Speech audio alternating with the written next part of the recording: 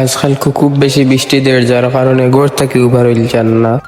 Hi guys, আসসালামু আলাইকুম। তো কেমন আছো তোমরা? সকাল সকাল উঠে বাজারের দিকে রওনা হয়ে গেলাম। আজকে ভাবি আর বাজারে গিয়ে মেঘ দিলেও অসুবিধা নাই, তোরা কাম কাজ করবো। তো এখন আইলাম বাজারও, ওই তো পারে মাল পিজের দেখানি এগুলা খুলবো না, খুলবো ভিতরে থেকে তোলা মাল ঘরের ভিতরে। তো এখন গিয়া দোকান খুলি।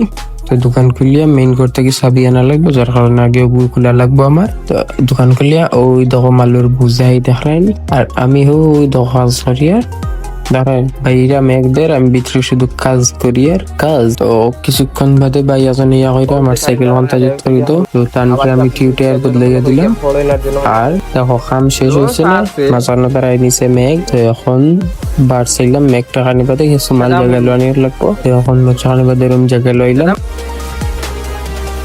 জায়গা লইয়া বাড়িতে আইলাম। বাড়িতে নাইয়া দিয়া খাইয়া আইলাম আবার বাজারে আইয়া দোকান খুলিয়া বইতে না বইতে আবার আই নিছে মেঘ সাইয়া। দেখো একটু পর খালি বৃষ্টি দের, আধা ঘন্টা বাদে বাদে আবার মেঘ দে, আধা ঘন্টা বাদে বাদে আবার মেঘ দে। তো আজকে ইনকামের কথা কইতে গেলে বেশ হইছে না, সকালের দিন কিছু হইছে আর সারাটা দিন বেশ মেঘ দেওয়ার কারণে তেমন কাম করা গেছে না। হালকা কাম করছি আবার মেঘ আলে আবার মেঘ নে, ওগুলো যার কাম করা গেছিল। আর খামার মাঝানো আইসে বা সাইকেলের দশটা আমি কাম করে দিলাম, একটা কাম করে লাগার লিগে কাজটা টাইম লস হয়ে গেছে, যার কারণে করা গেছে না। এখন আজকে ভিডিওটা বাজার শুট করিয়া এখন রাইট পাক্কা হয়ে গেছে।